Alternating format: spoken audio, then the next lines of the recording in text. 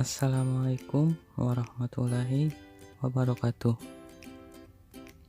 Perkenalkan, nama saya Muhammad Aldianur. Saya kuliah di IAIN Palangkaraya. Saya mengambil jurusan Ekonomi Islam. Kali ini saya akan memberi pengetahuan sedikit tentang ekonomi makro Islam yang dibimbing oleh dosen Ayu Ajhara. Dan ini adalah foto saya. Pada tema kali ini saya akan membahas tentang outlook perekonomian di Indonesia. Apa itu outlook perekonomian?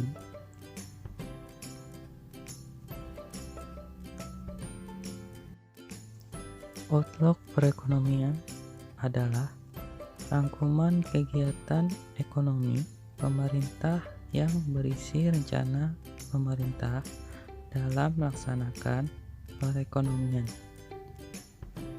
dan rencana-rencana pembangunan pemerintah serta kebijakan-kebijakan yang akan diambil pemerintah di tahun depan. Pada awal Maret 2020, Indonesia mengalami kondisi pandemi yang diakibatkan oleh COVID-19. Apa itu COVID-19? COVID-19 adalah virus baru yang menyebabkan penyakit pada saluran pernapasan. COVID-19 merupakan satu keluarga dengan virus SARS dan MERS. Yang menyebabkan virus ini menjadi sangat berbahaya adalah karena belum ditemukannya vaksin dari virus ini dan penyebarannya sangat cepat karena mempunyai masa inkubasi kurang lebih dari 14 hari, serta yang paling bahaya adalah bisa membuat kepanikan masyarakat. Tidak hanya di Indonesia, merebaknya pandemi COVID-19 ini sudah sampai ke seluruh penjuru dunia. Tidak hanya berimplikasi pada aspek kesehatan, tetapi juga akan memberikan dampak yang luas terhadap berbagai sendi perekonomian. Kebijakan pemerintah dalam mengatasi COVID-19 yaitu peningkatan eskalasi bandara. Yang pertama, memasang thermal scanner, kapsul isolasi, dan menambah hand sanitizer.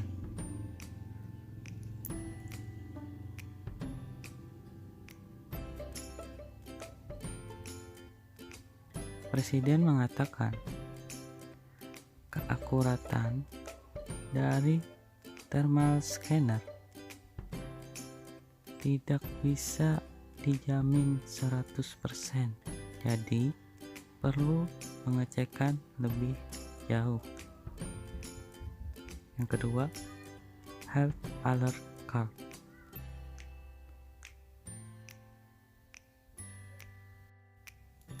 Health alert card adalah kartu kewaspadaan kesehatan.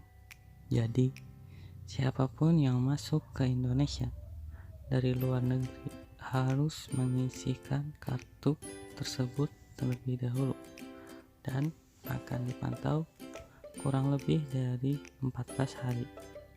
Yang ketiga, menolak masuk WNA ke Indonesia dengan riwayat perjalanan mainland Tiongkok. Yang keempat, menutup penerbangan dari dan ke Tiongkok. Kelima, mempertimbangkan perbatasan penerbangan dari dan ke Jepang, Italia, Iran, dan Korea Selatan. Yang keenam, melarang kedatangan dan transit di Indonesia dari mainland Tiongkok. Yang ketujuh, bebas visa kunjungan bagi warga Tiongkok dihentikan. Yang kedelapan, melakukan evakuasi dan isolasi WNI yang positif COVID. Dan imbas dari COVID tentu terjadi panic buying. Ketika tidak sampai beberapa jam, masyarakat langsung memenuhi tempat-tempat perbelanjaan, memborong masker, hand sanitizer, dan persediaan makanan. Langsung terjadi kepanikan di sejumlah tempat.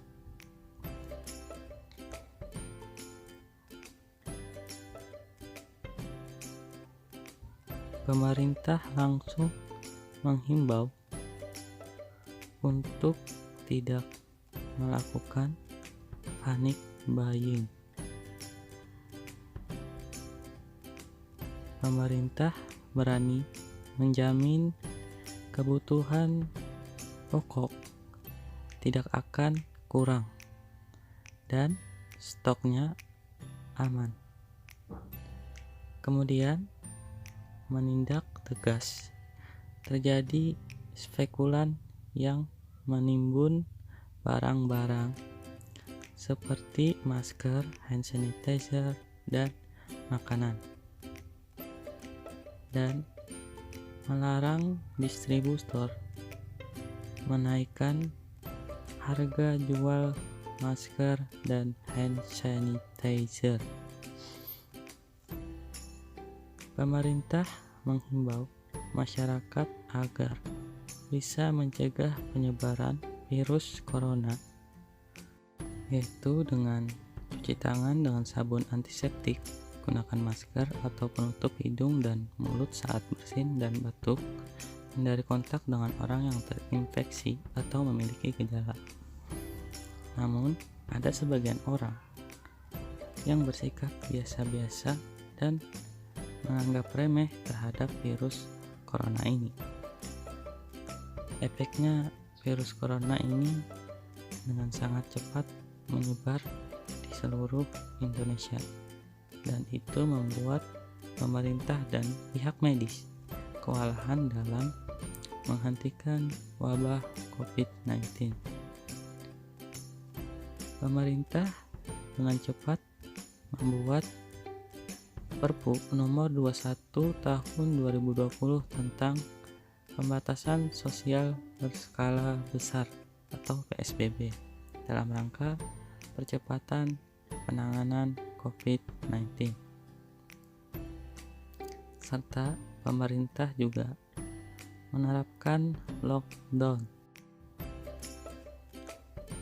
Lockdown adalah mengunci seluruh akses masuk maupun keluar dari suatu daerah maupun negara, yaitu penutupan lembaga pendidikan dan tempat kerja, pemberhentian semua operasional transportasi umum, pelarangan kegiatan sosial, budaya, dan agama.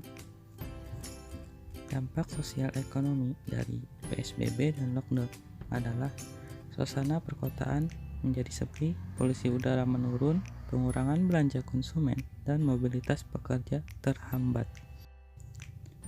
Pemerintah juga mengeluarkan stimulus atau kebijakan moneter atau fiskal untuk jaring pengaman sosial PSBB dan lockdown.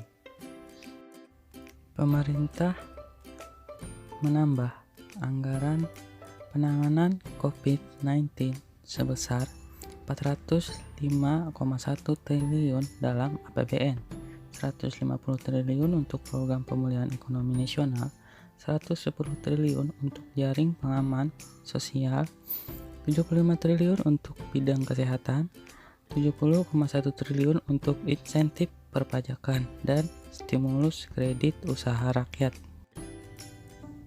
Pertama, menaikkan jumlah penerima program Keluarga Harapan dari 9,2 juta kartu keluarga menjadi 10 juta kartu keluarga. Yang kedua, menaikkan jumlah penerima kartu sembako dari 15,2 juta kartu keluarga menjadi 20 juta kartu keluarga dalam 200.000 per bulan. Yang ketiga, anggaran kartu prakerja dinaikkan dari 10 triliun menjadi 20 triliun dan jumlah penerima dinaikkan menjadi 5,6 juta orang dalam 650.000 sampai 1 juta per bulan. Untuk pelanggan listrik 450 volt ampere digratiskan selama 3 bulan. Untuk pelanggan listrik 900 volt ampere diskon 50%.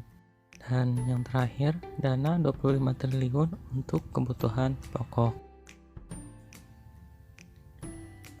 Stimulus ekonomi ini tentu akan membuat belanja negara semakin membengkak. Konsekuensinya, defisit APBN semakin melebar. Lalu, apa dampak COVID bagi perekonomian? Pertumbuhan ekonomi pada kuartal pertama tahun 2020 turun menjadi 2,97% dibandingkan tahun 2019 5,07%. Angka tenaga kerja, jumlah pengangguran 1 tahun naik 60.000 orang. Jumlah PHK pada COVID-19 dari sektor formal dan informal menjadi 1,9 juta orang. Pertumbuhan pada konsumsi rumah tangga minus 1,97%, dan yang paling buruk pada konsumsi pemerintah minus 44,02%.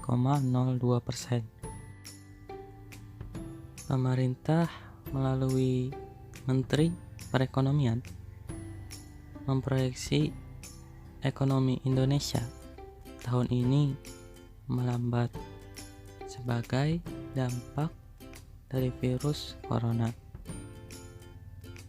Proyeksi pelambatan ekonomi pada kuartal 2 tahun 2020, penjualan 32 sektor usaha, yang turun ada 18 sektor usaha.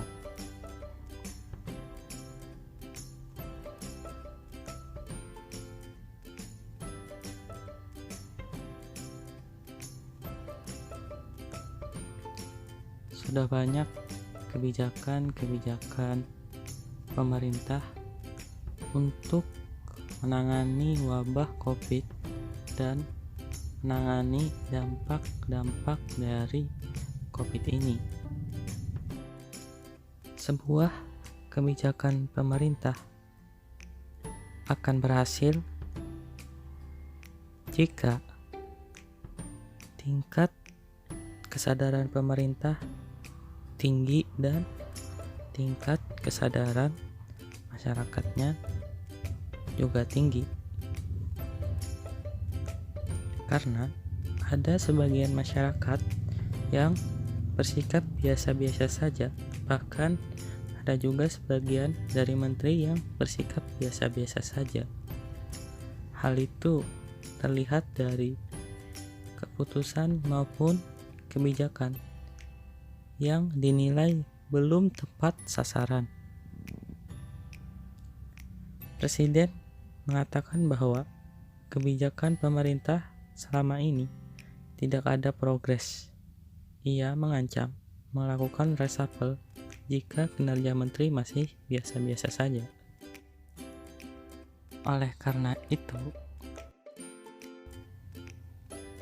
mari bersama kita bersatu lawan corona. Dukung Indonesia bersatu melawan corona. Sekian dan terima kasih.